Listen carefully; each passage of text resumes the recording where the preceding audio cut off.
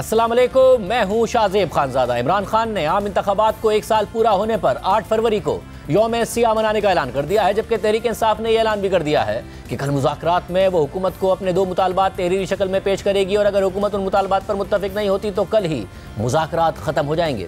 जियो news के नुमाइंदे शब्बीर डार के मुताबिक इमरान खान ने 8 फरवरी को यौम सियाह मनाने का ऐलान कर दिया है और 8 फरवरी को पार्टी के MNAs और MPs को अपने अपने इलाकों में एहतजाज करने की हिदायत कर दी है, जबकि पार्टी क़यादत को शाहिद खाकान अब्बासी समेत तमाम अपोजिशन रहनुमाओं को एतमाद में लेने की हिदायत भी कर दी है। जी हाँ, वही शाहिद खाकान अब्बासी जिनको इमरान खान ने अपने दौरे हुकूमत में जेल में डाला, फिर फ़ख्र से ओवरसीज़ पाकिस्तानियों को बताया कि मैंने शाहिद खाकान अब्बासी को जेल में डाला है और इस बात पर ओवरसीज़ पाकिस्तानियों ने खुशी से शोर मचाया।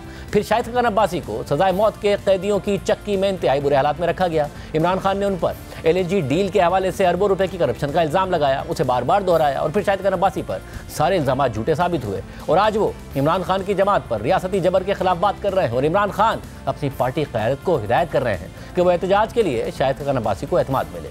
इसके अलावा ज़राए से खबर भी सामने आई है कि इमरान खान अली अमीन गंडापुर और शेख वकास अकरम से नाखुश हैं। इमरान खान ने वकला के साथ मुलाकात में गंडापुर और शेख वकास अकरम का जिक्र किया और कहा कि शेख वकास अकरम पार्टी के इंफॉर्मेशन सेक्रेटरी हैं, अली अमीन गंडापुर के नहीं। शेख वकास अकरम अली अमीन गंडापुर की नहीं, पार्टी की तर्जुमानी करें क्योंकि खैबर पख्तूनख्वा हुकूमत के तर्जुमान बैरिस्टर सैफ हैं। ज़राए के मुताबिक इमरान खान ने वकला को शेख वकास अकरम और अली अमीन गंडापुर को पैगाम देने की हिदायत की और कहा कि अली अमीन गंडापुर को कहना कि डेरा इस्माइल खान से बाहर निकल आए। इसके अलावा इमरान खान ने पार्टी क़यादत को मौलाना फजलुर रहमान के खिलाफ बयानात से रोक दिया है और कहा है कि अफगानिस्तान और खैबर पख्तूनख्वा में दहशतगर्दी पर हमारा और मौलाना का एक मौक़िफ़ है।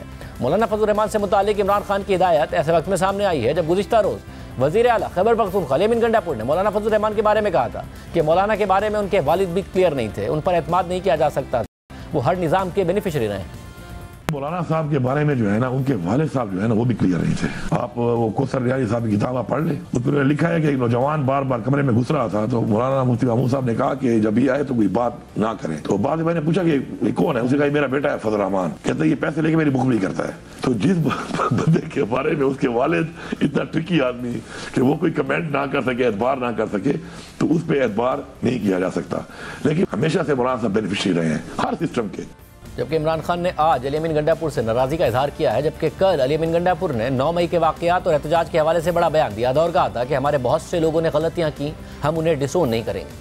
हमारे बहुत से जो लोग हैं हम उनको डिसोन नहीं करते, उन्होंने नादानी की, उन्होंने गलती की, कहीं पे घुस गए तो at least I don't डिसोन them, they were my people, वो हमारी पार्टी के लोग थे। गलती की कानून के मुताबिक सजा है, वही मिलनी चाहिए। गलती को मैं इसलिए ऑन करता हूँ कि अगर मेरा कोई शख्स है नादानी की वजह से, गलती की वजह से, बेवकूफ़ी की वजह से, जज्बात की वजह से अगर तो यार वो अगर एक लाइन क्रॉस कर गया है तो उस लाइन क्रॉस करने की सजा कितनी होनी चाहिए, वो उसको मिलनी चाहिए। गलती का मतलब ये नहीं है कि आप उसे नाजायज करें और जाती अना बनाकर किसी के साथ इस हद तक चले जाएं, कभी आपको गोलियां मारे। लोगों के जज्बात को उजागर किया और जब आप जज्बात लोगों के उजागर करेंगे तो लोग अगर उसमें प्रोटेस्ट करेंगे तो जाहिर बात है प्रोटेस्ट में कोई जज्बात में थोड़ा आगे जाता है तो उसको आप बिल्कुल ये बना देंगे कि पता नहीं वो दहशतगर्द बन गया। ऐसा तो नहीं है। गंडापुर हम बात कर रहे हैं और इसके अलावा इमरान खान उनसे नाराज़गी का क्या इजहार कर रहे हैं, बात करेंगे शब्बीर डार से और उनसे पूछेंगे क्या तफसीलात। शब्बीर डार बहुत शुक्रिया। आज GHQ हमला केस में ट्रायल शुरू हुआ है, इस्तगासा के 4 चश्मदीद गवाहान ने बयान भी रिकॉर्ड करा है और इसके अलावा आपने समात को कवर किया, मगर आप ही की खबर है कि इमरान खान ने अली अमीन गंडापुर के हवाले से और शेख वकास अकरम के हवाले से नाराज़गी का इजहार किया, क्या तफसीलात है इसकी?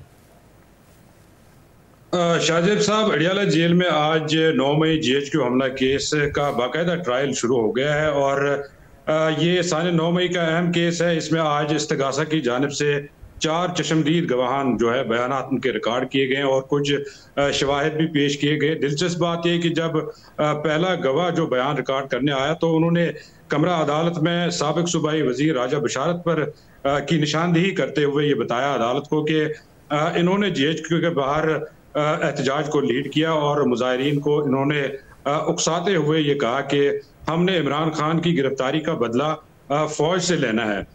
इस पर कमरा अदालत में बड़ा हंगामा हुआ, शोर शराबा हुआ, प्रोसिक्यूशन और वकला सफाई के माबैन तल्ख जुमलों का तबादला हुआ। इमरान खान भी कमरा अदालत में मौजूद थे और उसके बाद इंसदाद दहशतगर्दी अदालत के जो जज हैं अमजद अली शाह, उन्होंने इंटरवीन किया और उन्होंने दोनों जो फरीकैन हैं उनको समझाया और अदालत का डेकोरम है उसको उसका ख्याल रखने का कहा। उसके बाद जो उनके वकला हैं, जो इमरान खान के वकला हैं, और जो प्रोसिक्यूशन टीम है उन्होंने जो है हम्बली जो है जो 4 गवाहां के बयानात रिकॉर्ड हुए हैं और अब अदालत ने अगली समाअत पर 5 गवाहां को मजीद तलब किया है। अच्छा, कमरा अदालत में आज प्रोसिक्यूशन, मीडिया, वकला और जो मुल्ज़िमान है, कमरा अदालत आज बिल्कुल भरा हुआ था। करीबन 100 से ज़ायद अफराद कमरा अदालत में मौजूद थे। इमरान खान ने आज मीडिया से तो गुफ्तगू नहीं की, लेकिन कमरा अदालत में मौजूद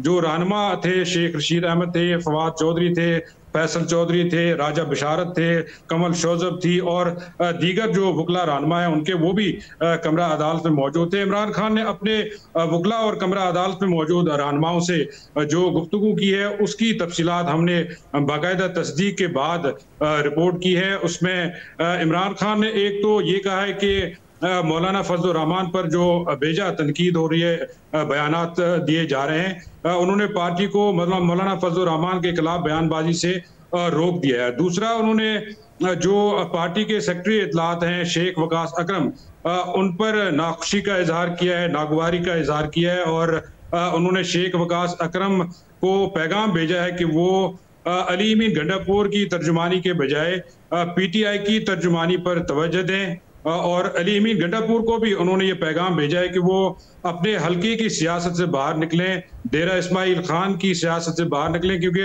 आपको पता है कि अली अमीन गंडापुर और मौलाना फजलुर रहमान का हल्का एक ही है, डेरा इस्माइल खान, और वहां पर उनकी आपस में राइवलरी चल रही है। लिहाजा इमरान खान ने अली अमीन गंडापुर को ये पैगाम भेजा है कि वो अपने हल्के की सियासत से बाहर निकले, वो बड़ी सीट पर है और वो बड़ा सोचें।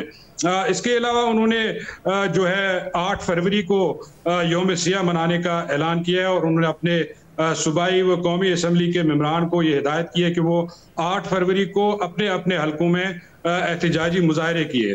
फवाद चौधरी की जानिब से इमरान खान को कुछ तजावीज़ दी गई है, जिसमें फवाद चौधरी ने इमरान खान को बताया कि हुकूमत जो है इस बात का फ़ायदा उठा रही है कि जो एक परसेप्शन पब्लिक में बना हुआ है कि PTI और फौज के दरमियान जो है लड़ाई चल रही है, इसका फायदा जो है हुकूमत उठा रही है और अभी तक PTI लीडरशिप किसी भी अपोजिशन जमात को अपने साथ नहीं मिला सकी है। इस पर इमरान खान ने कहा है कि मैंने असद कैसर को ये टास्क दिया था कि वो तमाम अपोजिशन रहनुमाओं जमातों से बात करें और आज उन्होंने दोबारा ये हिदायत जारी की है कि शाहिद खाकान अब्बासी, मौलाना फजलुर रहमान समेत तमाम जमातों से, अपोजिशन लीडरों से बातचीत करके उनको एतबार में लेकर अपने साथ मिलाएं ताकि एक ग्रैंड अपोजिशन अलायंस बनाया जा सके और हुकूमत को टफ टाइम दिया जा सके।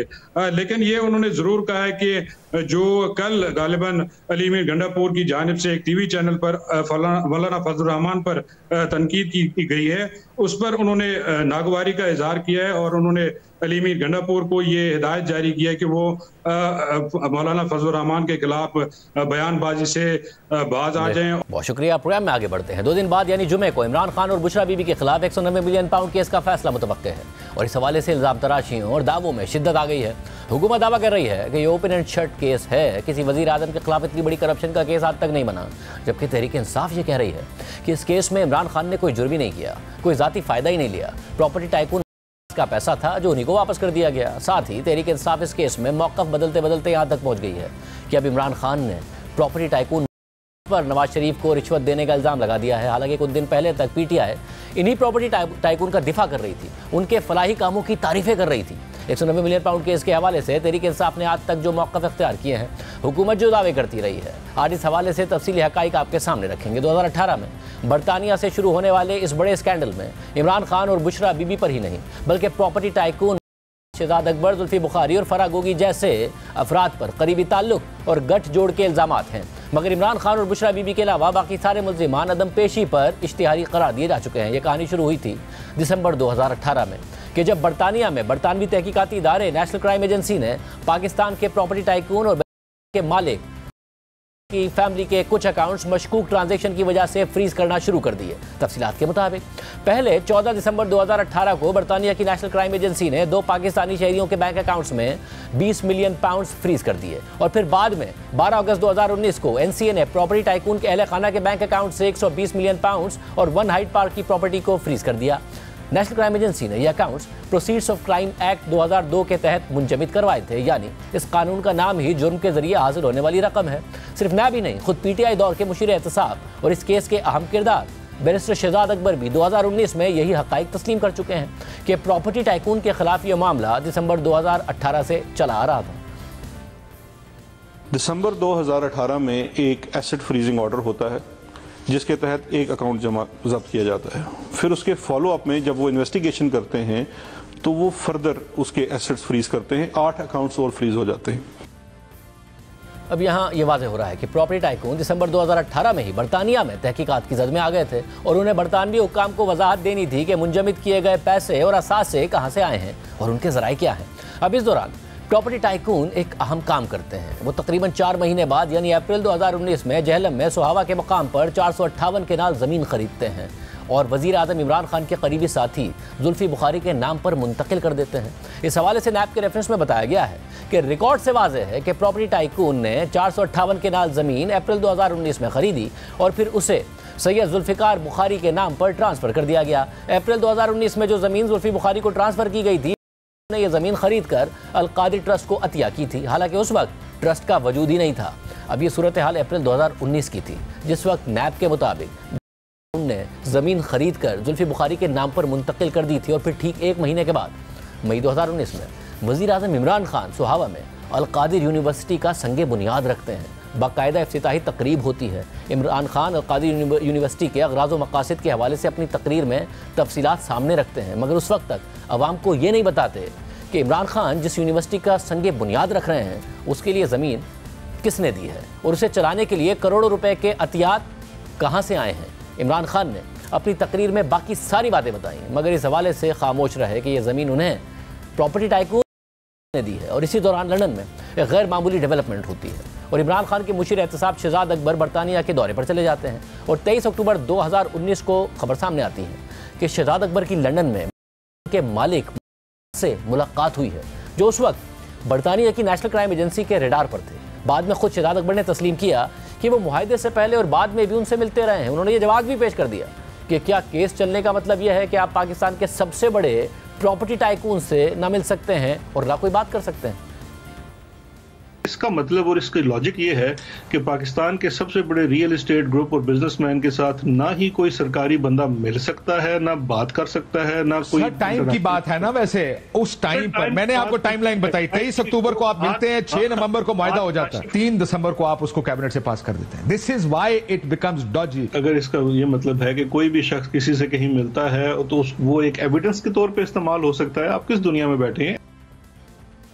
मगर शहजाद अकबर की इस मुलाकात के कुछ ही दिनों बाद एनसीए की तरफ से बरतानिया में की पकड़ी गई रकम के हवाले से गैर मामूली पेशरफ्त होती है।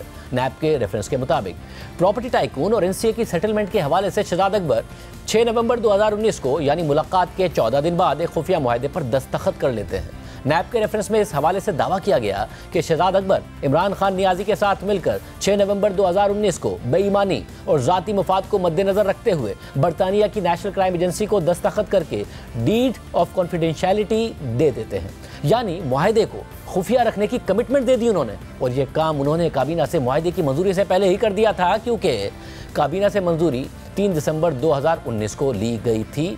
मगर मिर्ज़ा शहजाद अकबर ने बरतानिया की नेशनल क्राइम एजेंसी को उससे 1 महीने पहले यानी 6 नवंबर 2019 को ही डीड ऑफ कॉन्फिडेंशियलिटी पर दस्तखत करके उसे नेशनल क्राइम एजेंसी के हवाले कर दिया था।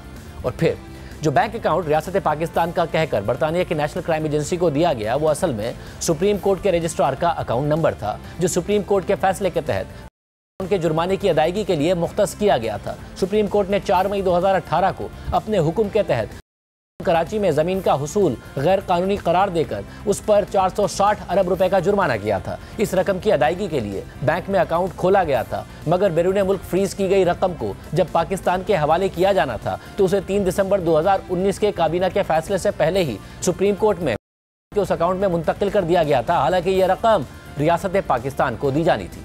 अब दिलचस्प बात यह है कि जब शहजाद अकबर इस सारी कार्रवाई को अंजाम दे रहे थे तो उस वक्त इमरान खान की पूरी काबीना में इस बारे में किसी को कुछ पता नहीं था, मगर काबीना से मंजूरी लेना भी ज़रूरी था। लेकिन काबीना से मंजूरी लिए बगैर ही की पकड़ी गई रकम की 2 बड़ी किस्तें हैं नवंबर 2019 के आखिर में सुप्रीम कोर्ट ऑफ पाकिस्तान में के लायबिलिटी अकाउंट में मुंतकिल कर दी जाती हैं। इस हवाले से हक़ाइक़ सामने आए कि 25 नवंबर 2019 को 11 करोड़ 67 लाख पाउंड से ज़ायद यानी 23.3 अरब रुपए और फिर 6 नवंबर 2019 को 2 करोड़ पाउंड से ज़ायद रकम बरतानिया से मज़कूरा अकाउंट में मुंतकिल कर दी गई थी। बाकी रकम बाद में आई, मगर तकरीबन 27 अरब रुपए काबीना की मंजूरी से पहले पाकिस्तान मुंतकिल करवा दिए गए थे। यानी सुहावा में 458 किराल ज़मीन खरीद कर इमरान खान को अतिया करने के 7 महीने बाद प्रॉपर्टी टाइकून को इमरान खान की हुकूमत ने अरबों रुपए का फ़ायदा पहुंचा दिया था। यानी 2 किस्तें पाकिस्तान मुंतकिल होने तक इमरान खान की अपनी काबीना के अराकीन भी अंधेरे में थे, मगर फिर आखिरकार इमरान खान और मिर्ज़ा शहजाद अकबर ने इस मामले पर काबीना से मंजूरी लेने का फैसला किया, मगर तब भी काबीना को हक़ाइक़ से बेखबर रखा गया और एक बंद लिफाफे पर दस्तखत करवा कर मंजूरी ली गई। शहजाद अकबर ने वज़ीर आज़म इमरान खान के लिए 2 दिसंबर 2019 को एक नोट भेजा और अगले दिन 3 दिसंबर 2019 को इमरान खान की इजाज़त से नॉन एजेंडा आइटम के तौर पर उसे काबीना के सामने रखा गया और कुछ काबीना अराकीन के इसरार के बावजूद उस सील्ड लिफाफे को नहीं खोला गया और उनसे मंजूरी ले ली गई। इस हवाले से इमरान खान के खिलाफ सबसे बड़ी गवाही शेख रशीद और फवाद चौधरी ने दी। शेख रशीद ने तो काबीना इजलास के दिन ही मीडिया पर आकर बता दिया था कि काबीना इजलास में हिदायत की गई है कि इस मुआहदे पर कोई मिनिस्टर बाहर जाकर बात नहीं करेगा। फवाद चौधरी ने बताया कि उन्हें मुआहदा दिखाया ही नहीं गया बल्कि सील लिफाफे पर दस्तखत कराए गए। 3 दिसंबर को इस मुतनाज़ काबीना इजलास में मौजूद फैसल वाउडा, मलिक अमीन इस्लाम और परवेज़ खटक भी तस्लीम कर चुके हैं कि उनसे सील लिफाफे पर दस्तखत करवाए गए थे। लेकिन आज कैबिनेट में ये कहा गया कि हमने इस पर कोई बात नहीं करनी। ये कैबिनेट में आज बात आई है और कैबिनेट में प्राइम मिनिस्टर का और कैबिनेट का डिसीजन है कि ये बात कोई मिनिस्टर बाहर नहीं करे। जो मुआहदा हुआ उसमें सुप्रीम कोर्ट का जिक्र था।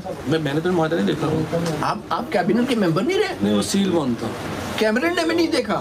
मैं सील था। हमें शहजाद अकबर साहब ने एक सील्ड एनवलप था, उन्होंने कहा कि ये मैं नहीं खोल सकता। उसके बाद ऐसे दिखाया उन्होंने प्रेजेंटेशन उसकी दी और उन्होंने कहा कि इसमें हमारी रिजर्वेशन है यूके अथॉरिटीज की तरफ से और यूके अथॉरिटीज की तरफ से रिजर्वेशन है और रिजर्वेशन को हम यहाँ डिस्कस भी नहीं कर सकते। डिस्कस भी नहीं कर सकते, कैबिनेट में भी नहीं कर सकते। कैबिनेट में डिस्कस नहीं कर सकते। नेशनल क्राइम एजेंसी ने पैसा पकड़ा था और वहाँ पर आउट ऑफ कोर्ट सेटलमेंट हुई थी और पाकिस्तानी रियासत को, स्टेट ऑफ पाकिस्तान को पैसा लुटाया गया था। ये पाकिस्तानी टैक्स पेयर्स का पैसा है और हमने प्लेट में रख के उसी को दे दिया। हाँ, तो प्लेट में तो रख के कोई चीज दी नहीं जाती ना। कारोबारी तो प्लेट में रख के कोई चीज देता नहीं। कारोबारी आदमी ने भी किसी को बहुत सारी जगहों बेनिफिट दिए हैं ना। किस किस को नहीं है वो, तब आपको जब प्रोब होगा तो खुलेंगी वो चीजें। ये एडिशनल आइटम के तौर पर रखा गया था, ओरिजिनल एजेंडा में शामिल नहीं था। फिर इस चीज को बुलडोज करके पास कर दिया। उन्होंने कहा जी इसको डिस्कस हम कर चुके हैं, उसको पास करना है और फिर पास हो गया वो आइटम जो था। अलकादर ट्रस्ट के मामले में बंद लिफाफे को मंजूर किया काबीना से, तो आप नहीं समझते कि खुद आप लोगों ने भी ओथ की खिलाफ वर्जी की? मैं मानता हूँ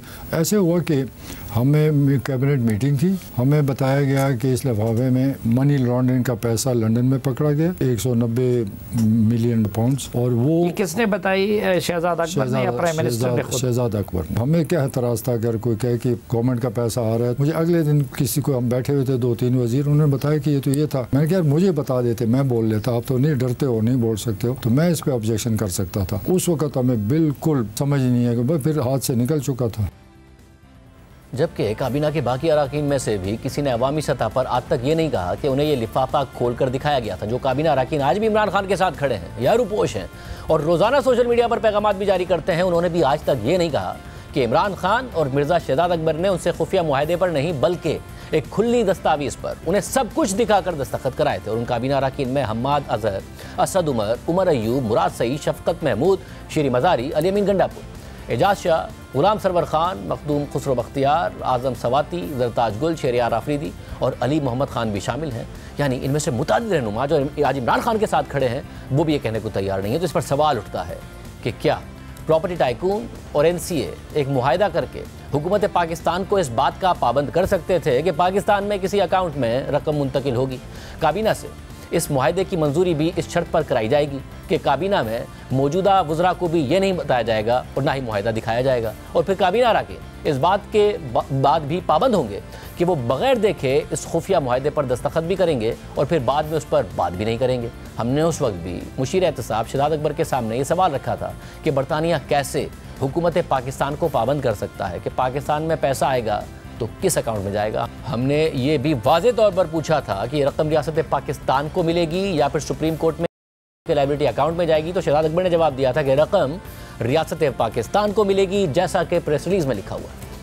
ये जो पैसा है ये पाकिस्तान में आके स्टेट बैंक में जाएगा या सुप्रीम कोर्ट ने जो पहले ही फैसला दिया हुआ 460 अरब रुपए का उसमें जाएगा? जितना मैंने आपको बताया है कि प्रेस रिलीज की जो पैरामीटर्स हैं उसके बाहर मैं नहीं जा सकता। उसमें लिखा हुआ है स्टेट ऑफ पाकिस्तान को आएगा और फिर आगे से जिस तरह से वो आगे खर्च किया जाएगा वो भी आने वाले दिनों में आपके सामने। ठीक है, ये कैसा पैसे पाकिस्तान में आ चुके हैं। ये एग्रीमेंट कैसे आप एनसीए से कर सकते हैं कि भाई हम पाकिस्तान के अवाम को ये भी नहीं बताएंगे कि ये पैसे स्टेट बैंक में जाएंगे या सुप्रीम कोर्ट के अकाउंट में जाएंगे? ये कैसे एग्रीमेंट आप कर सकते हैं अगर पाकिस्तान का पैसा है? आप अगर मुझसे बारहा एक सवाल पूछेंगे तो मैं एक रिस्पॉन्सिबल पोजीशन के तौर पर इस हवाले से तहरीक इंसाफ और इमरान खान मुसलसल ये दावा करते रहे हैं कि बरतानिया में प्रॉपर्टी टाइकून की जो रकम वहाँ की नेशनल क्राइम एजेंसी ने पकड़ी थी वो रियासत पाकिस्तान को तो मिलनी नहीं थी, बल्कि एनसीए ने प्रॉपर्टी टाइकून को ही वापस कर दिए थे। और क्योंकि ये रकम पाकिस्तान वापस आनी थी तो एनसीए ने हुकूमत पाकिस्तान से राजदारी की यकीन दहानी मांगी थी, इसलिए उसे वादे के मुताबिक खुफिया रखा गया। लिहाजा इसे रियासत पाकिस्तान की रकम कहना ही गलत बयानी है, ये वो दावा करते रहे। मगर 3 दिसंबर 2019 को जब इस काबीना इजलास के जरिए खुफिया मुआहदे की बाकायदा मंजूरी ली गई थी तो इस स्कैंडल के हवाले से उसी दिन कम से कम 3 दस्तावेजात जारी की गई थी, जिनमें से 2 दस्तावेजात खुद बरतानिया के इदारों की हैं और एक पीटीआई की अपनी हुकूमत के इदारे की है। और ये तीनों दस्तावेजात वाज़ेह तौर पर पीटीआई के इस दावे की तरदीद करती हैं कि प्रॉपर्टी टाइकून से बरतानिया में पकड़े गए 190 मिलियन पाउंड रियासत पाकिस्तान को मिलने ही नहीं थे, बल्कि उन्हीं को वापस कर दिए गए थे। 3 दिसंबर 2019 को पाकिस्तान में इमरान खान की काबीना ने इस खुफिया मुआहदे की खुफिया तरीके से मंजूरी दी तो उसी दिन 3 दिसंबर 2019 को खुद बरतानिया की नेशनल क्राइम एजेंसी ने इस रकम की मुंतकली के हवाले से प्रेस रिलीज जारी की और उसमें वाज़ेह तौर पर लिखा कि ये असासे रियासत पाकिस्तान को वापस कर दिए जाएंगे। ये प्रेस रिलीज आप अपनी स्क्रीन पर देख सकते हैं, जिसमें ये पैसे प्रॉपर्टी टाइकून के सुप्रीम कोर्ट के जुर्माने के बैंक अकाउंट में नहीं बल्कि रियासत पाकिस्तान को मिलने थे। इसके अलावा 3 दिसंबर 2019 को ही बरतानिया के एक और मोतबर इदारे ट्रांसपेरेंसी इंटरनेशनल बरतानिया ने भी 190 मिलियन पाउंड की इस डील से मुताल्लिक प्रेस रिलीज जारी की थी, जिसका टाइटल ये था कि पाकिस्तानी अवाम को 190 मिलियन पाउंड की वापसी पर मबनी नेशनल क्राइम एजेंसी की सेटलमेंट पर रद्द-ए-अमल।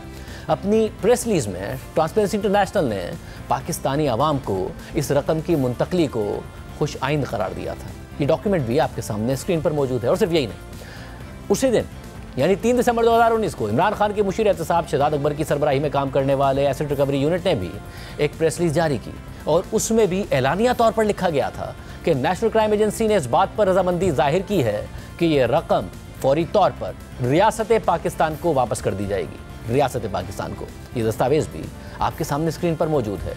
यानी 3 दिसंबर 2019 को इस डील से मुताल्लिक पाकिस्तान ही नहीं बल्कि खुद बरतानिया के मोतबर इदारों ने तस्दीक कर दी थी कि यह रकम रियासत पाकिस्तान को वापस की गई है, ना कि प्रॉपर्टी टाइकून को वापस की गई है। खुद शहजाद अकबर की सरबराही में इमरान खान के बनाए गए एसेट रिकवरी यूनिट ने भी यही दावा किया था। मगर 3 दिसंबर 2019 को ही ट्वीट करते हुए खुद प्रॉपर्टी टाइकून एनसीए की प्रेस रिलीज का हवाला देकर दावा किया कि यह सेटलमेंट एक सिविल मामला है और उसमें जुर्म साबित नहीं हुआ। मगर इस बड़ी डील पर खुद बरतानवी हुकूमत की तारीफें भी हुई थी और पाकिस्तान में शहजाद अकबर ने भी इसका क्रेडिट लिया था। 190 मिलियन की जो ये इस वक्त रिसेंट रिपेट्रिएशन हुई है वो भी एसेट रिकवरी की वजह से हुई क्लेम जो है वो नहीं करते, इसको तो आप क्लेम नहीं करते, आप उसके ऊपर प्रोग्राम नहीं करते। मैं तो क्लेम करता हूं। चले मुझे एसेट रिकवरी यूनिट ने, सुन लीजिए Shahzad Iqbal, asset recovery unit ने इसके ऊपर बाकायदा एक प्रेस रिलीज की है। भरपूर अंदाज में क्रेडिट ले रहे थे कि ये रकम हम पाकिस्तान लाए हैं, पाकिस्तानी हुकूमत का बाकायदा इससे ताल्लुक है। मगर आज तहरीक इंसाफ इस रकम की पाकिस्तान मुंतकली से अपनी हुकूमत की मुकम्मल लाताल्लुकी का इजहार कर रही है। पीटीआई के रहनुमा और सेनेटर अली जफर ने कहा कि इस रकम की पाकिस्तान मुंतकली से हमारा कोई ताल्लुक ही नहीं है। पीटीआई के सेक्रेटरी जनरल सलमान अकरम राजा भी ये मौक़िफ़ इख्तियार कर चुके हैं।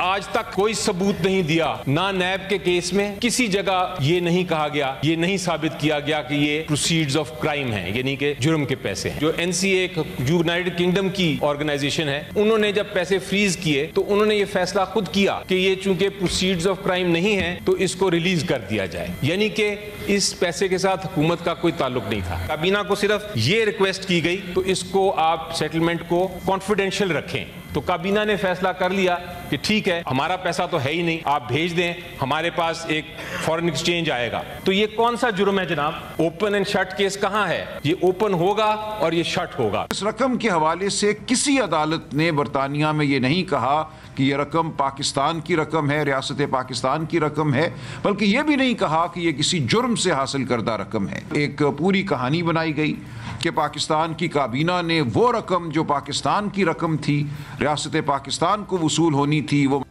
के हवाले कर दी और खानदान ने वो रकम सुप्रीम कोर्ट में जमा करा दी अपना एक वो अमाउंट अदा करने के लिए, वो रकम अदा करने के लिए जो सुप्रीम कोर्ट के फैसले के तहत उनको मलीर में हासिल करदा जमीन के हवाले से देनी थी। और मलीर में हासिल करदा जमीन क्या थी? ऐसी दास्तान है जो होशरुबा है, जिसके बारे में सुप्रीम कोर्ट पहले ये कह चुकी है कि ये जमीन जो सिंध हुकूमत ने दी उनको, ये डे लाइट रॉबरी थी, यानी कि ये एक खुले दिन में डाका था।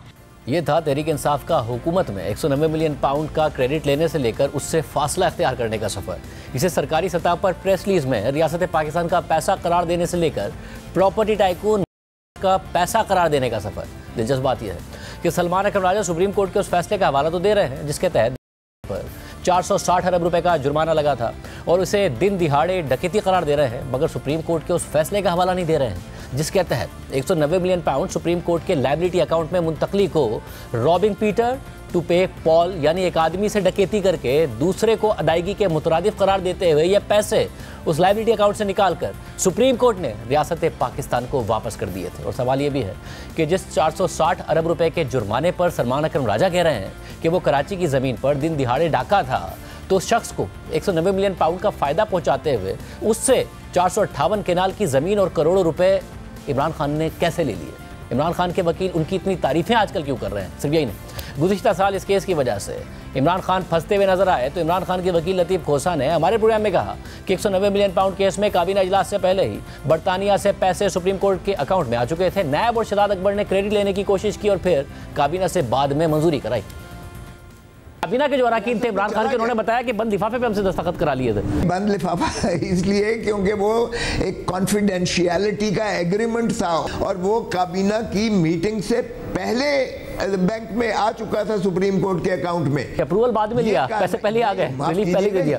जी बिल्कुल, पैसे पहले आ चुके थे और उसमें कोई ताल्लुक इमरान खान का नहीं था। ये कार्रवाई नैब ने और शहजाद अकबर ने अपने खाते में डालने की कोशिश की और कैबिनेट के सामने बाद में अप्रूवल करवाई। आप कह रहे शहजाद अकबर ने गलती करके फंसवा दिया? उन्होंने कार्रवाई अपनी डाली कि हमने जी 190 मिलियन, नैब ने भी बड़ा ज्यादा ट्रम्पेट किया कि हमने 190 मिलियन जो है वहां से लेकर आए हैं बरतानिया से।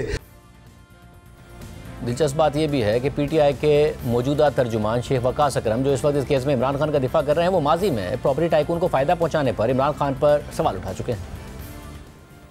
साहब मैं आपसे पूछता हूं, आप मेरे भी वजीर आजम है ना, मैं आपसे पूछता हूं, आप तो जलसों में कहते थे पैसे लेके आए, ले आए ना, बोलें कि ये पैसा किसी सियासतदान की जेब में से नहीं निकाला आपने, ये पैसा एक कारोबारी शख्सियत की जेब में से निकाला है। वो तस्वीर जो ब्रिटिश गवर्नमेंट ने किया है, ऐसा ही तस्वीर एक आपकी सुप्रीम कोर्ट के साथ भी यही सब कर चुके हैं 470 अरब के हवाले से जो कराची मलीर वाली लैंड का है। ये मुजरिमाना खामोशी क्यों है? इस कौम को इतना बेवकूफ क्यों समझते हैं आप समझते हैं कि आप खामोश हो जाएंगे और ये जो प्रेस कॉन्फ्रेंसेज आप करते हैं, जो कि आप 18 सवाल करते हैं, यू थिंक के ये चीजें धुंधला जाएंगी और चीजें बैठ जाएंगी और किसी को याद नहीं रहेगा कि ये पैसा किसका था और कहां से पाकिस्तान में आया। शर्म की बात है। शर्म किस बात की? उस खामोशी पे, उस मुजरिमाना खामोशी पे जो तमाम चैनल्स ने, जो मेरे मीडिया के भाई जो हैं उन्होंने और मेरे सियासतदान दोस्त हैं उन्होंने, वो कहां हैं जो फौज पे कीचड़ उछालने में देर नहीं करते, जो सियासतदानों की पगड़ी उछालने में देर नहीं करते? यहां क्यों आपकी जबानें बंद हो गई हैं भाई? यहां क्यों नहीं बोल रहे? तो मैं आपको बताता चलूं कि पाकिस्तानी आपको मुबारक हो, शुक्रिया अदा करो उस ब्रिटिश गवर्नमेंट का जिसने तुम्हारा लूटा हुआ पैसा जो है वो तुम्हें वापस भेज दिया है। मैं ये समझता हूं कि आने वाले वक्त में लोग ये सवाल करेंगे, ये कौम बेवकूफ नहीं है। क्या आप इतने बेवकूफ हैं कि एक ट्वीट से मिसलीड हो जाएंगे? क्या आप इतने बेवकूफ हैं कि हुकूमती वजीर अगर पैसे के आने पे वो क्रेडिट नहीं लेंगे तो आप समझेंगे कि शायद ये पैसा वहां से नहीं आया जहां से इसको निकाला गया है? नहीं, आप बहुत समझदार है। वक्त बदल गया, हालात बदल गए, बातें बदल गई हैं। साथ ही इमरान खान और पीटीआई का दावा सुप्रीम कोर्ट रद्द कर चुकी है। जैसा कि हमने आपको बताया, तफसील से आपको बताएं कि सुप्रीम कोर्ट ये कह चुकी है कि रकम प्रॉपर्टी टाइकून के सुप्रीम कोर्ट में जुर्माने के अकाउंट में नहीं बल्कि रियासत पाकिस्तान को दी जानी थी। साथ ही सुप्रीम कोर्ट ने इस रकम के मुमकिन तौर पर प्रोसीड्स ऑफ क्रिमिनल एक्टिविटी होने का इजहार भी किया। नवंबर 2023 में पर जुर्माना आयद करने के मरकजी केस में फैसला देते हुए सुप्रीम कोर्ट करार दे चुकी है कि रकम सुप्रीम कोर्ट के अकाउंट में गलत भेजी गई थी, इसलिए रियासत पाकिस्तान के अकाउंट में वापस भेजी जाए। नवंबर 2023 में यह फैसला इस तनाजुर में जारी किया गया था कि जिसके तहत मार्च 2019 में यह तय हुआ था कि कराची की जमीन के लिए कम कीमत की अदायगी पर 460 अरब रुपए जुर्माना अदा करे, जो किस्तों में 7 साल के अरसे में अदा करना होगा। मगर सुप्रीम कोर्ट के मज़कूरा ऑर्डर के मुताबिक जुर्माने की अदायगी रोककर ने दिसंबर 2019 में अपनी दरख्वास्त में मौक़िफ़ इख्तियार किया कि को कराची के ज़िला मलीर में 16,896 एकड़ इरादी मिलनी थी, मगर 11,747 एकड़ ही मिल सकी, यानी 5,149 एकड़ का शॉर्टफॉल है। इसलिए उसने किस्तों की अदायगी रोक दी। मगर ये दरख्वास्त तकरीबन 4 साल बाद समाअत के लिए मुकर्रर की गई, यानी 4 साल तक मुख्तलिफ चीफ जस्टिस आते रहे, जस्टिस उमरता बंदियाल आए, जस्टिस खोसा आए, मगर किसी ने भी इसको समाअत के लिए मुकर्रर नहीं किया। इस दरख्वास्त पर चीफ जस्टिस काजी फाइज़ा की सरबराही में जस्टिस अमीनुद्दीन खान और जस्टिस अतर मिनल्लाह ने समाअत की थी और इसे मुस्तरद करते हुए पर उल्टा जुर्माना आयद कर दिया था और सुप्रीम कोर्ट के पुराने फैसले को बरकरार रखा था। और मुत्तफ़िका फैसले में को चार्जशीट करते हुए लिखा था कि ने फजूल दरख्वास्तें दायर की और इस अदालत का वक्त ज़ाया किया। कई साल तक जल्द समाअत की दरख्वास्त दायर ना करना भी फैसले पर अमल दरामद ना करने के लिए किया गया था। सुप्रीम कोर्ट के फैसले के मुताबिक ये बदकिस्मती है कि सुप्रीम कोर्ट से इजाज़त लिए बगैर इस रकम को सुप्रीम कोर्ट के अकाउंट में भेज दिया गया और सुप्रीम कोर्ट को गैर ज़रूरी तौर पर उस रकम के साथ मुलविस किया गया जिसका सुराग NCA ने लगाया था और मुमकिन तौर पर यह रकम प्रोसीड्स ऑफ क्रिमिनल एक्टिविटी थी, जिसका NCA ने पता लगाया, जब्त किया और फिर मुंजमद करवाया। दीगर अफराद और इदारे जिन्हें नोटिस भिजवाए गए थे, उनमें से मशरिक बैंक को छोड़कर कोई भी ये वजाहत करने के लिए सामने नहीं आया कि उनके अकाउंट से रकूम सुप्रीम कोर्ट के अकाउंट में क्यों भेजी गई। फैसले के मुताबिक बज़ाहिर ये रकूम की लायबिलिटी को ख़त्म करने के लिए इस्तेमाल की गई, जिससे ये मुहावरा याद आता है कि रॉबिंग पीटर टू पे पॉल, यानी किसी से लूट कर किसी का हिसाब चुकाया जाए। इसलिए बैरून मुल्क से मौसूल होने वाली ये रकम और इस पर कमाया गया सूद हुकूमत पाकिस्तान को भिजवाया जाएगा। इस हवाले से रजिस्ट्रार सुप्रीम कोर्ट और नेशनल बैंक ऑफ पाकिस्तान ज़रूरी कार्रवाई करें। सुप्रीम कोर्ट का फैसला मौजूद है जिसमें करार दिया गया है कि बरतानिया की नेशनल क्राइम एजेंसी ने प्रॉपर्टी टाइकून से जो रकम पकड़ी थी वो उसे नहीं बल्कि हुकूमत पाकिस्तान को दी जानी थी। इसलिए अदालत ने अपने अकाउंट से इस रकम को हुकूमत पाकिस्तान के अकाउंट में मुंतकिल करने का हुक्म दिया। इसके साथ साथ ये भी कहा कि मुमकिन तौर पर यह रकम प्रोसीड्स ऑफ क्राइम थी, इसलिए NCA ने इसका सुराग लगाकर उसे मुंजमद करवाया था। आम बात यह भी है कि अक़वाम मुत्तहिदा के कन्वेंशन की रूह से भी ये पैसे रियासत पाकिस्तान को मिलने थे। इस कन्वेंशन के मुताबिक जब किसी मुल्क में किसी दूसरे मुल्क से लाया गया गैर कानूनी पैसा पकड़ा जाता है तो वो उस मुल्क को वापस कर दिया जाएगा जहाँ से पैसा गैर कानूनी ज़राए से मुंतकिल किया गया हो। खुद बरतानिया ने भी अक़वाम मुत्तहिदा के इस कन्वेंशन पर दस्तखत किए हुए हैं। फिर 2017 में क्रिमिनल फाइनेंस एक्ट और अनएक्सप्लेन्ड वेल्थ ऑर्डर के जरिए खुद बरतानिया ने भी कवानीन मज़ीद सख्त कर दिए थे। इस हवाले से बरतानवी माहिर कानून हमारे प्रोग्राम में ये बता चुके हैं कि ये पैसे कतन प्रॉपर्टी टाइकून के अकाउंट में नहीं जा सकते थे। अगर उन्हें ही मिलने होते तो बरतानिया में ही उनके अकाउंट अनफ्रीज हो जाते या वहीं पर उनके किसी अकाउंट में ये पैसे मुंतकिल कर दिए जाते। और ये बड़ी अहम बात है कि अगर प्रॉपर्टी टाइकून के पैसे मनी लॉन्ड्रिंग या प्रोसीड्स ऑफ क्राइम के नहीं थे और उन्हीं को वापस कर दिए गए थे तो बरतानिया में ही उनके अकाउंट्स में रकम अनफ्रीज क्यों नहीं कर दी गई और तनाज़े में हुकूमत पाकिस्तान को शामिल ही क्यों किया गया? क्योंकि इमरान खान के दौरे हुकूमत में मौजूदा वज़ीर आज़म शहबाज शरीफ की फैमिली के हवाले से भी NCA का इसी तरह का मामला सामने आया था। इमरान खान ने अपनी हुकूमत के आगाज़ में ही तहकीकात शुरू की। फिर NCA ने दिसंबर 2019 में बरतानिया में शहबाज शरीफ और उनके बेटे सुलेमान शहबाज के खिलाफ मनी लॉन्ड्रिंग की तहकीकात शुरू की। नेशनल क्राइम एजेंसी ने शहबाज शरीफ की मिल्कियत में 2 फ्लैट्स की मनी ट्रेल से मुतालिक तहकीकात की थी। साथ ही शहबाज शरीफ से जुड़े बैंक अकाउंट्स की भी तहकीकात की गई और पाकिस्तान में इस हवाले से भरपूर बयानिया बनाया गया और 7 लाख पाउंड से मुतालिक भी वहाँ पर तहकीकात हुई जो सुलेमान शहबाज के अकाउंट में मौजूद थे। और नेशनल क्राइम एजेंसी को लगता था कि यह पैसे शहबाज शरीफ ने पाकिस्तान से मनी लॉन्डर किए हैं और इस केस में इमरान खान की हुकूमत में पाकिस्तानी हुक्काम मुसलसल बरतानवी हुक्काम से राब्ते में रहे। पाकिस्तान में मीडिया के साथ तफसीलात शेयर की गई, उन्हें भी तफसीलात देते रहे। नैब राब्ते में रहा, Shahzad Akbar asset recovery unit राब्ते में रहा और इस दौरान शहबाज शरीफ और सुलेमान शहबाज के अकाउंट्स फ्रीज कर दिए गए। लेकिन फिर 10 दिसंबर 2021 को नेशनल क्राइम एजेंसी ने बरतानवी अदालत में दरख्वास्त दायर की और अदालत को आगाह किया कि इदारे की तहकीकात मुकम्मल हो गई हैं और तफ्तीशकारों को शहबाज शरीफ और सुलेमान शहबाज के अकाउंट से पाकिस्तान से बरतानिया और बरतानिया से पाकिस्तान होने वाली ट्रांजेक्शंस में मनी लॉन्ड्रिंग, फ्रॉड या दीगर बेज़ाब्तियों के कोई सबूत नहीं मिले, जिसके बाद बरतानवी अदालत ने शहबाज शरीफ और सुलेमान शहबाज के मुंजमद अकाउंट्स को बहाल कर दिया। यानी वाज़ेह है कि नेशनल क्राइम एजेंसी की तहकीकात में अगर जुर्म साबित ना हो तो बरतानिया में ही अकाउंट्स को अनफ्रीज कर दिया जाता है और अदालत से क्लीन चिट मिल जाती है। मगर प्रॉपर्टी टाइकून के केस में रियासत पाकिस्तान को शामिल किया गया। एसेट रिकवरी यूनिट के साथ बाकायदा खुफिया मुआहदा किया गया और रकम रियासत पाकिस्तान को मुंतकिल कर दी गई। और सवाल ये भी उठता है कि शहबाज शरीफ और उनके अहल खाना के अकाउंट्स अनफ्रीज ना होते और NCA ये रकम रियासत पाकिस्तान को वापस कर देती, तो क्या इमरान खान की हुकूमत प्रॉपर्टी टाइकून की तरह शहबाज शरीफ को भी ये रकम इसी तरीके से वापस कर देते?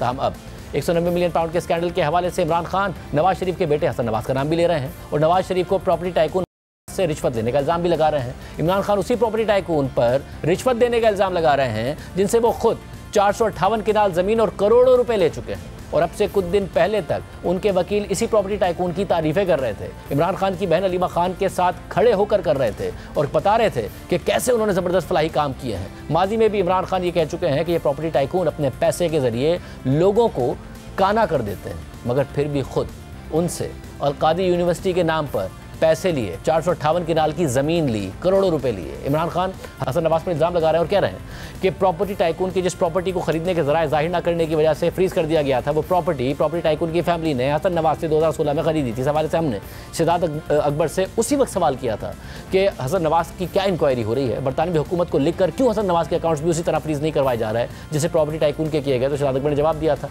कि इस मामले पर भी कार्रवाई हो रही है। प्रेस रिलीज में हसन नवाज का जिक्र नहीं है, मगर आपने अपनी प्रेस रिलीज में किया और आज आपने वैसे भी कहा कि ये थोपा गया साहब को, तो कम से कम आप बरतानिया को ये नहीं कह सकते कि भाई वन हाइड पार्क प्लेस आपने तो ले लिया, मगर हसन नवाज से ने लिया था और उन्हें थोपा गया था। तो जरा ये तो पता करें कि हसन नवाज ने ये कैसे बनाया था और उसके वो मीन्स जस्टिफाई करते या नहीं करते, अनएक्सप्लेन्ड तो नहीं है उनकी, और वो भी हमारे हवाले किया जाए क्योंकि उनके पास पैसे कैसे आए थे खरीदने के। इस वक्त I am not at liberty to say कि इस इश्यू को लेके पहले वाले एपिसोड के ऊपर क्या काम हो रहा है, वो जब चीज़ें सामने आएंगी तो वक्त आने पे वो भी आ जाएंगी।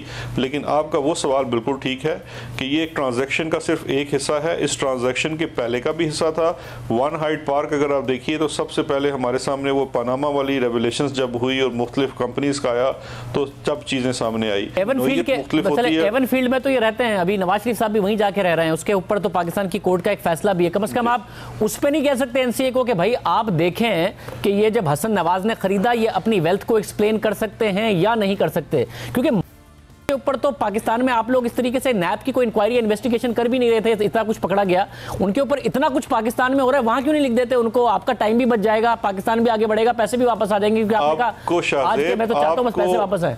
आपको किसने कह दिया कि हम ये परसू नहीं कर रहे? उसके बाद 2.5 साल तक PTI की हुकूमत रही और हुकूमत जाने तक इस हवाले से कुछ नहीं किया गया। आज फिर ये बात कर रहे हैं। अहम बात ये भी है कि जिस प्रोजेक्ट अलकादी यूनिवर्सिटी के नाम पर आज इमरान खान और बुशरा बीबी इतने संगीन केस का सामना कर रहे हैं, वो प्रोजेक्ट अब तक नाकाम साबित हुआ है। खुद इमरान खान की हुकूमत में इसकी नाकामी पर सवाल उठा था और इसे उस वक्त भी डिग्री अवार्ड करने का स्टेटस नहीं मिला था। आज न्यूज़ में शाया होने वाली फखर दुरानी की खबर के मुताबिक गुज़िश्ता 4 सालों में अलकादी यूनिवर्सिटी में अब तक सिर्फ 200 तलबा ही इनरोल हो सके हैं और इसे हायर एजुकेशन पंजाब ने अब तक तस्लीम ही नहीं किया। खबर के मुताबिक इमरान खान की जानिब से मुतारिफ करवाई गई अलकादिर यूनिवर्सिटी को अभी तक पंजाब हायर एजुकेशन कमीशन ने तस्लीम ही नहीं किया है, जिसकी वजह से अलकादिर को हर साल गवर्नमेंट कॉलेज यूनिवर्सिटी से सालाना एफिलिएशन का सर्टिफिकेट लेना पड़ता है। अलकादिर के executive director doctor Mohammad Amjadur Rahman ने इसकी तस्दीक करते हुए कहा कि अभी ये अलकादिर कॉलेज है क्योंकि इसे डिग्री अवार्ड करने का स्टेटस सूबाई हायर एजुकेशन कमीशन की जानिब से नहीं मिला है। डॉक्टर मोहम्मद अमजद ने यह भी बताया कि अलकादिर कॉलेज ने अपने पहले साल में सिर्फ 41 तलबा को इनरोल किया और अगले साल 60 तलबा को इनरोल किया गया, जिसके बाद इसमें कुल तलबा की तादाद 2021 के बाद से अब तक 200 तक ही पहुंची है। बहरहाल अब 2 दिन बाद 190 मिलियन पाउंड केस का फैसला मुतवक्के है और PTI दावा कर रही है कि इस केस में जुर्म साबित ही नहीं हुआ। क्या ये बात दुरुस्त है कि वाकई बरतानिया में इस पैसे का पकड़ा जाना कोई प्रोसीड्स ऑफ क्राइम नहीं था, कोई जुर्म ही नहीं हुआ था? बरतानवी माहिर कानून बैरिस्टर राशिद असलम हमारे साथ मौजूद है। राशिद असलम साहब, बहुत शुक्रिया मुझे ज्वाइन करने के लिए। नाउ जो पाकिस्तान में ज़ाहिर है आप देख ही रहे होंगे कि सबसे बड़ा इशू इस वक्त क्या बना हुआ है। अब ये कहा जा रहा है तहरीक इंसाफ की तरफ से कि ये एक प्राइवेट डील थी, एक प्राइवेट पार्टी की और नेशनल क्राइम एजेंसी की, सिविल सेटलमेंट थी, कोई क्रिमिनल रॉन्ग डूइंग इसमें पकड़ी नहीं गई, यानी कि इसके पीछे कोई क्राइम नहीं था, यानी पाकिस्तान का इससे कोई ताल्लुक नहीं था और इसलिए खामखा के लिए एक इशू बनाया जा रहा है। क्या ऐसा ही है, एक प्राइवेट डील थी जिसके पीछे कोई क्रिमिनल रॉन्ग डूइंग नहीं थी? जी बहुत शुक्रिया, ऐसा बिल्कुल नहीं था। ये जब प्रोसीडिंग स्टार्ट हुई तो ये क्रिमिनल फाइनेंस एक्ट 2017 में आया था, तो उसके अंडर ये सारे अकाउंट्स फ्रीज किए गए थे। अराउंड 8 से 9 अकाउंट्स थे जो फ्रीज किए गए थे उस वक्त। उसके बाद इन्वेस्टिगेशन इन्वेस्टिगेशन स्टार्ट हुई थी। इसमें अगर आप मनी लॉन्ड्रिंग आपकी साबित होती है तो इसकी सजा है जो 2 साल से 14 साल तक की सजा है। तो इसमें नॉर्मली ये होता है कि अगर इस किस्म की रिकवरी हो जाए, जैसे इसमें 190 मिलियन की रिकवरी हुई जिसमें 140 मिलियन कैश था, 50 मिलियन की वो प्रॉपर्टी थी 1 हाइड पार्क प्लेस, तो उसमें 140 मिलियन की जब रिकवरी हो जाती है तो उसमें नॉर्मली एनसीए ये करता है कि अवॉइड करता है जो भी प्रोसीडिंग्स है, क्रिमिनल प्रोसीडिंग्स उसको, बिकॉज जब क्रिमिनल प्रोसीडिंग स्टार्ट होती हैं तो वो बहुत लंबा अरसा चलती हैं, पहले हाई कोर्ट में जाती हैं, फिर सुप्रीम कोर्ट में जाती हैं, फिर उसके बाद जिस तरह सब यहाँ के ब्रिटिश सिटीजन नहीं है, वो पाकिस्तान के सिटीजन है, तो उनको यहाँ पे लाना बड़ा मुश्किल होता है अगर फर्ज करें सजा हो भी जाए।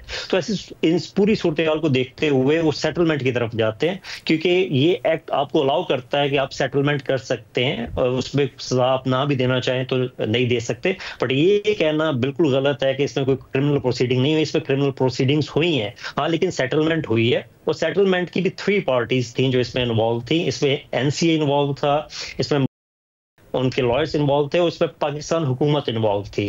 अब पाकिस्तान हुकूमत इसलिए इन्वॉल्व थी कि यहाँ पे बहुत सारा इशू हुआ जब यूनाइटेड नेशंस ने ये कहा कि यूके के जो वर्जिन आइलैंड्स हैं वो टैक्स हेवन है, वहाँ पे लोग पैसा लाते हैं, यूके गवर्नमेंट उनको सीज करती है, कन्फिस्केट करती है, लेकिन कभी भी उन ममालिक को वो पैसा वापस नहीं किया जाता। इसी तरह ट्रांसपेरेंसी इंटरनेशनल की भी रिपोर्ट थी जिसके बाद ये फैसला किया गया कि उन मुल्कों को ये पैसे वापस किए जाएं। और जब 2017 में ये एक्ट आया तो पाकिस्तान के हवाले से ये सबसे बड़ी जो अमाउंट थी वो कन्फिस्केट की गई 190 मिलियन की।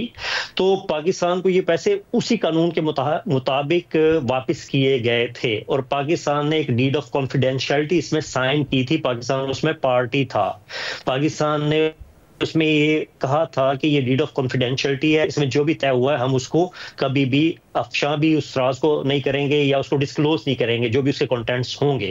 तो ये सारा इसमें मतन है इसका, जिसके अंडर ये सारी प्रोसीडिंग्स हुई थी। बाकी इस तरह की प्रोसीडिंग्स में ये कोशिश की जाती है कि इसको रैप अप किया जाए, इसको लंबा ना किया जाए, क्योंकि एनसीए ऑब्वियसली बिजी होता है, सीपीएस के अपने जो सारे वक्त का ज़िया या वसाइल का ज़िया होता है, जिसकी वजह से इस किस्म की डील्स की जाती हैं उन रेजिडेंट्स के साथ जो बाहर मुकीम होते हैं या यहाँ के नेशनल नहीं होते। मतलब क्या इसके अलावा कुछ और ममालिक की एग्जाम्पल्स हैं जिनके पैसे किसी प्राइवेट इंडिविजुअल के फ्रीज किए गए हों और उसके बाद स्टेट को, वहां की हुकूमत को या रियासत को वापस किए गए हों, ना कि उस इंडिविजुअल को? इसमें नाइजीरिया बहुत बड़ी मिसाल है। नाइजीरिया की एक तो अबाचा फैमिली थी, उनके 211 मिलियन यहाँ पे सीज हुए थे, जिसमें से 160 मिलियन नाइजीरिया को वापस किए गए थे। उसके अलावा एक और में नाइजीरिया को ही 23 मिलियन वापस किए गए थे। उसके अलावा उज्बेकिस्तान को पैसे वापस किए गए हैं तकरीबन 27 मिलियन। उसके अलावा काजाकिस्तान को 23 मिलियन वापस किए गए हैं। ये सारे वो पैसे थे जो इसी एक्ट के तहत या इससे पहले प्रोसीड्स ऑफ क्राइम एक्ट के तहत यहाँ पे सीज किए गए, प्रोसीडिंग्स हुई और उन मुल्कों को वापस किए गए। ये पाकिस्तान सिर्फ मिसाल नहीं है, बहुत सारी पेमेंट्स वापस गई हैं, बल्कि उसमें नाइजीरिया का तो एक इशू इस वक्त पाकिस्तान यूके हुकूमत के साथ चल रहा है, जिसमें 211 मिलियन एक और पड़ा है, जिसपे कोई डिस्प्यूट है कि उसमें पार्टीज कौन सी इन्वॉल्व है। बट ये है कि ये एक नॉर्मल प्रैक्टिस है कि पैसे वापस किए जाते हैं अब यूके की तरफ से। और किसी भी केस में ये नहीं हुआ कि जिस इंडिविजुअल के पैसे पकड़े थे उस इंडिविजुअल के जो होम कंट्री में अगर ये वापस किए गए हैं तो उस मुल्क में उसी के बैंक अकाउंट में या उसी के किसी पेनल्टी के अकाउंट में वापस गए हो, ये हुकूमत ही को पैसे वापस गए हैं इन केसेस में? जी, ये बिल्कुल जो वहां की उस वक्त की हुकूमत है उसको पैसे वापस जाते हैं, कभी भी इंडिविजुअल को पैसे वापस नहीं जाते। या हुकूमत जो डेजिग्नेट अकाउंट करती है कि इस अकाउंट में वापस कर दिए जाएं तो उसको वापस किए जाते हैं। जैसे इस पूरे अमल में जो पाकिस्तान की उस वक्त मौजूदा हुकूमत थी, उसकी कैबिनेट ने जो अकाउंट दिया था सुप्रीम कोर्ट का, उसमें पैसे वापस चले गए थे, क्योंकि ये हुकूमत का ये दायरा इख्तियार होता है कि किस अकाउंट में वो वापस मंगवाना चाहती है। उसमें यूके को जो भी पाकिस्तान की हुकूमत ने कहा होगा उस अकाउंट में वो पैसे वापस गए होंगे। ये नहीं कि उस बंदे के पर्सनल अकाउंट में, यानी कि सबके पर्सनल अकाउंट में वो वापस नहीं जा सकते। और अगर कोई रॉन्ग डूइंग ना पकड़ी गई होती, ये अकाउंट फ्रीज हुए, हमने देखा है एक और केस था शहबाज शरीफ साहब का जिसमें अकाउंट फ्रीज किए गए थे, फिर अनफ्रीज हो गए, पैसे वापस रिपैट्रिएट नहीं किया गया कि कोई रॉन्ग डूइंग नहीं मिली। अगर इस केस में भी रॉन्ग डूइंग ना होती तो क्या जरूरत नहीं थी पैसे वापस भेजने की, वैसे ही अनफ्रीज हो जाते? जी बिल्कुल अनफ्रीज हो जाते हैं उसमें। ऑब्वियसली वो फ्रीज तो इस वजह से किए जाते हैं कि पेंडिंग इन्वेस्टिगेशंस होती हैं। यहाँ पे बहुत सारी ये आम बात है कि जहां पे भी उनको शक होता है अकाउंट्स फ्रीज हो जाते हैं मजिस्ट्रेट कोर्ट से ऑर्डर लेके। उसके बाद जब इन्वेस्टिगेशंस कंक्लूड हो जाती हैं, उसमें कोई चीज ऐसी साबित नहीं होती कोई क्रिमिनल कोई इन्वेस्टिगेशंस के बाद, तो वो अकाउंट्स पे जो फ्रीजिंग ऑर्डर है वो खत्म कर दिया जाता है। ये एक आम बात है। वैसे मुझे ये भी बताएगा कि जो वन हाइट पार्क है, अब जाहिर अब ये भी इमरान खान साहब की तरफ से बात है कि असल में तो स्कैंडल ये है कि जो महंगा खरीदा साहब ने हसन नवाज से 9 अरब का था, 18 अरब का खरीदा, रिश्वत ली नवाज शरीफ ने इस तरीके से। ये है असल में स्कैंडल। अगर ये था जिस पर ज़ाहिर नून लीग ये कह रही है अगर ऐसा होता तो एनसीए उस पर भी कार्रवाई कर लेती, एनसीए को वहां पर कोई रॉन्ग डूइंग नहीं मिली। ये क्या कहते हैं वहां के कवानीन इस हवाले से? देखिए यहाँ पे प्रॉपर्टी प्राइसेस जंप करती हैं, बढ़ती हैं, 2-3-4 साल के बाद डबल हो जाती हैं। That's very normal. एक तो ये बात है। दूसरा, अगर आप पब्लिक रिकॉर्ड देखें तो उसमें कोई भी इन्वेस्टिगेशन हसन नवाज के खिलाफ अभी तक नहीं है या पब्लिक रिकॉर्ड का हिस्सा नहीं है। हाँ, पब्लिक पिटीशंस बहुत सारी गई थी जब पनामा केस हुआ कि हसन नवाज पे इन्वेस्टिगेशन की जाए कि ये जो पैसे हैं पनामा में गए कहाँ से गए, बट अभी तक उसकी कोई पब्लिक आप कह लें कि रिकॉर्ड नहीं है कि उन पे इन्वेस्टिगेशन हुई या इस प्रॉपर्टी के हवाले से उन पे इन्वेस्टिगेशन हुई है। ऐसी कोई बात सामने अभी तक आई नहीं है। शुक्रिया। बहुत सारे सवालात पैदा हो रहे हैं और उन सवालात का जवाब देने के लिए हमने तहरीक इंसाफ के मुतअद्दिद रहनुमाओं को प्रोग्राम आने की दावत दी, मगर कोई नहीं आया। प्रोग्राम शामिल करते हैं, काम डेवलपमेंट हो रही है, उसकी तफसीलात आप शामिल रखेंगे ब्रेक के बाद।